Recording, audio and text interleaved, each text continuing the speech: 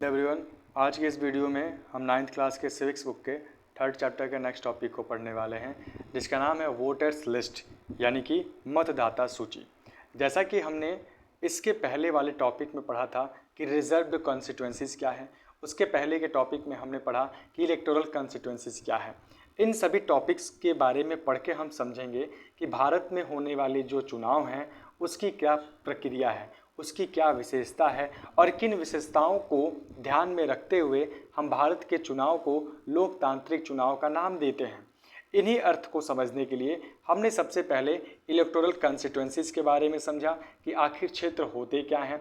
उसके बाद जब हमने एक बार भारत में लोकसभा या फिर विधानसभा के लिए क्षेत्र को विभाजित कर दिया तो फिर सब लोगों को बराबर का अधिकार मिले, मौका मिले, इस बात को ध्यान में रखते हुए हमारे संविधान निर्माताओं ने क्षेत्र को आरक्षित कर दिया, जिसको कि हमने रिजर्व्ड कॉन्स्टिट्यूएंसीज के नाम से इस पूरे टॉपिक को पढ़ा और समझा था।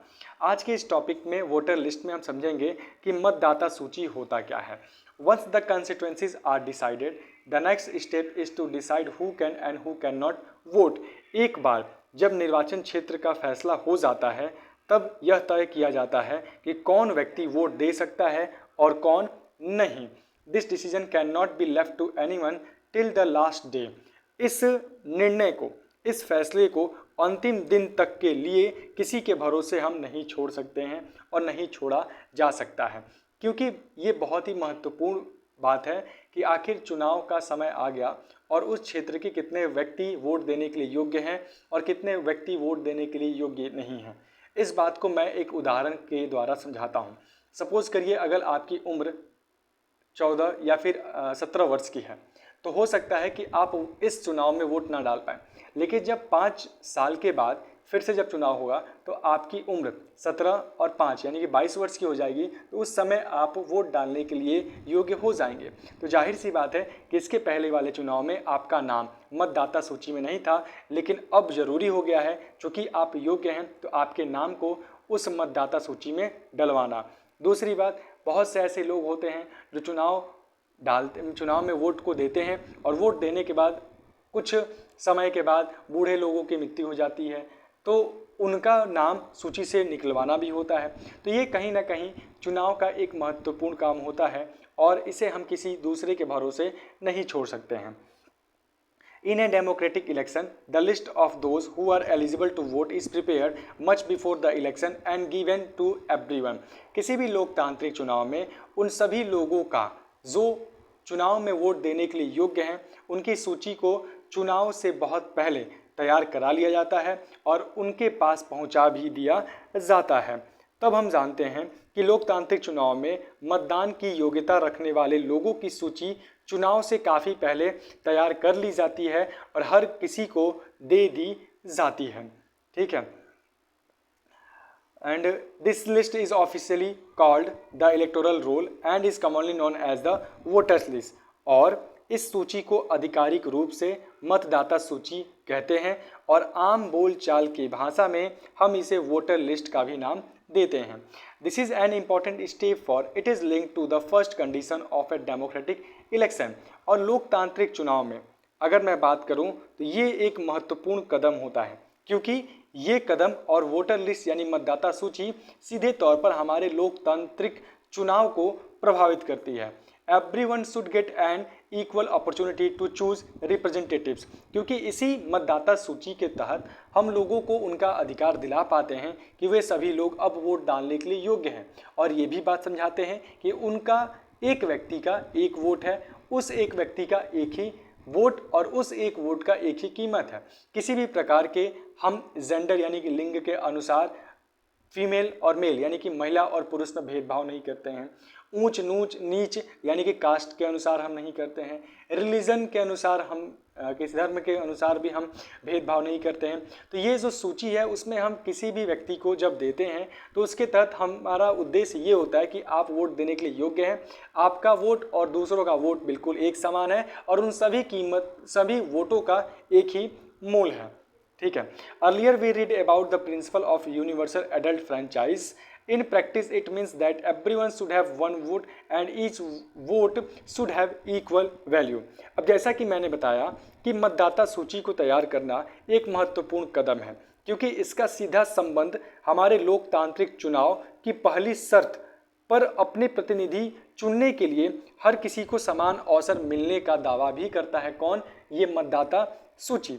पहले हमने अलग अलग प्रकार के टॉपिक्स के बारे में पढ़ा, जो सार्वभौम वयस्क मताधिकार के बारे में हमने पढ़ा था कि फ्रेंचाइज क्या होता है, और इसमें हमने समझा था कि हर किसी को मत देने का अधिकार होना चाहिए और हर एक मत का यानी कि वोट का एक ही मोल, एक ही वैल्यू होना चाहिए। हमने इसके बारे में सेकंड चैप्टर और इसके फर्स्ट चैप्टर में ही पढ़ लिया था। ठीक है, इक्वल वैल्यू होता है। No one should be denied the right to vote without a good reason. किसी भी व्यक्ति को बिना ठोस कारण के हम वोट डालने से बाधित नहीं कर सकते, नहीं रोक सकते। यानी कि जब तक ठोस कारण ना हो किसी को भी मताधिकार से वंचित नहीं किया जाना चाहिए। ऐसा लोकतांत्रिक चुनाव की विशेषता है, एक फीचर है। Different citizens differs from one another in many ways. Some are rich, some are poor, some are highly educated, some are not so educated or not educated at all. Some are kind, others are not so kind, but all of them are human beings with their own needs and views. That is why all of them deserve to have an equal say in decisions that affect them. अब हम जानते हैं कि हम इस मतदाता सूची के अनुसार उन सभी लोगों को मौका देते हैं जो कि वोट देने के लिए योग्य हैं। किसी भी प्रकार के हमारे इस पूरे भारत देश में देखा जाए तो अलग अलग प्रकार के लोग रहते हैं। कुछ को अगर हम बात करें तो कुछ काफ़ी अमीर हैं तो कुछ गरीब हैं, कुछ पढ़े लिखे हैं तो कुछ उतने पढ़े लिखे नहीं हैं, कुछ दयालु हैं तो कुछ उस प्रकार के विचार रखने वाले नहीं हैं। लेकिन ये सभी मानव हैं और इनकी अपनी अपनी आवश्यकताएं हैं और अपना अपना विचार है, और इसीलिए हम यहाँ पे रहने वाले, चाहे वो गरीब हो, अमीर हो, पढ़ा लिखा हो या कम पढ़ा लिखा हो, ऊंच नीच या फिर किसी भी धर्म के अनुसार भेदभाव नहीं करते, बल्कि सबको हम बराबर का अधिकार देते हैं कि वो अपने प्रतिनिधि का चयन कर सकें।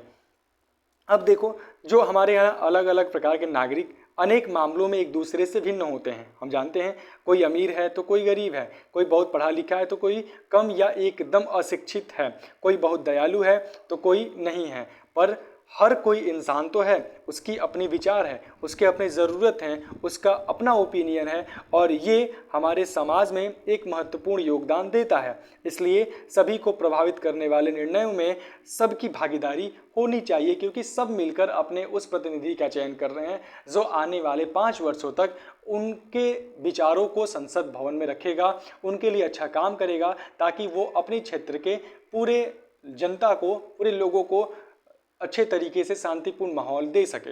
इन our country all the citizens aged 18 years and above can vote in an election.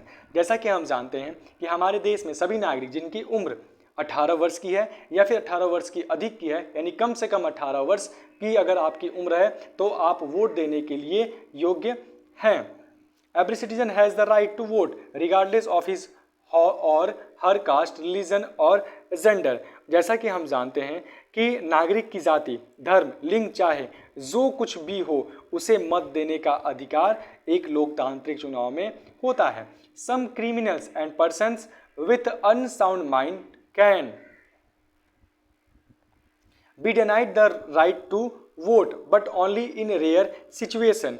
अब जो जहाँ तक हमारे यहाँ के अपराधियों का सवाल है, तो अपराधियों और दिमागी जो असंतुलन वाले कुछ लोग हैं, उनको वोट देने के अधिकार से वंचित किया जा सकता है, लेकिन ऐसा सिर्फ बेहद खास स्थितियों में ही होता है। जैसे मान लो हमारे यहाँ जो अपराधी हैं या फिर ऐसे लोग जिनका विचार सही नहीं है, तो इनको हम वोट देने से रोक तो सकते हैं, लेकिन इसके पीछे ठोस कारण होना चाहिए। अगर कोई ठोस कारण नहीं है तो इन्हें भी वोट देने का अधिकार है। कितना सुंदर हमारे संविधान ने व्यवस्था बनाया है, जिस व्यवस्था के तहत सभी लोगों को बराबर का अधिकार मिल रहा है। It is the responsibility of the government to get the names of all the eligible voters put on the voter list. और ये सरकार की जिम्मेदारी बनती है कि वो सभी लोगों का नाम उस मतदाता सूची में दाखिल कराएं जो कि वोट देने के लिए योग्य हैं। समझ में आ गया? तो सभी सक्षम मतदाताओं का नाम मतदाता सूची में हो, यह व्यवस्था करना और किसी की नहीं बल्कि सरकार की जिम्मेदारी होती है।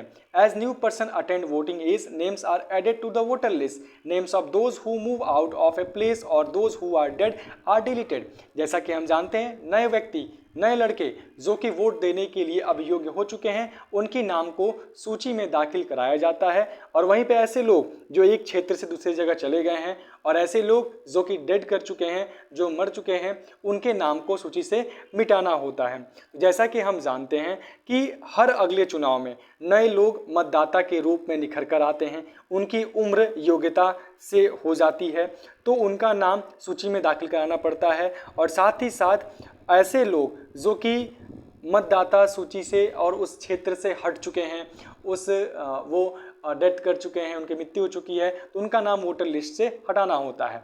Names of those who move out of a place और those who are dead are deleted. A complete revision of the list takes place every 5 years। और इस तरीके से हर एक 5 वर्ष के चुनाव में ऐसे सूची जारी किए जाते हैं ताकि उसमें बदलाव किया जा सके। This is done to ensure that it remains up to date. और ये सभी काम इसलिए किया जाता है ताकि इसमें जो भी नए लोगों का नाम आ रहा है, पुराने लोगों का नाम डिलीट हो रहा है, ये सुचारू रूप से चल सके और इनका जो लिस्ट है वो बराबर अप टू डेट रह सके। तो जो लोग इस इलाके से बाहर चले जाते हैं या जिनकी मौत हो जाती है, उनका नाम इस सूची से काट दिए जाते हैं। हर 5 वर्ष में मतदाता सूची का पूर्ण नवीनीकरण किया जाता है और ऐसा मतदाता सूची को एकदम ताज़ा रखने के लिए, यानी कि सही तरीके से कोई गड़बड़ी ना हो, इसीलिए ये काम किया जाता है। In the last few years a new system of election photo identity card has been introduced। और पिछले वर्ष एक कार्ड को बनाया गया जिस कार्ड को दिखाकर लोग वोट दिया करते थे, जिसका नाम था EPIC यानी कि इलेक्शन फोटो आइडेंटिटी कार्ड। अब हम जैसा कि जानते हैं कि पिछले कुछ वर्षों से चुनाव में फ़ोटो पहचान पत्र की नई व्यवस्था लागू कर दी गई है जिसे हम वोटर ID कार्ड के भी नाम से जानते हैं।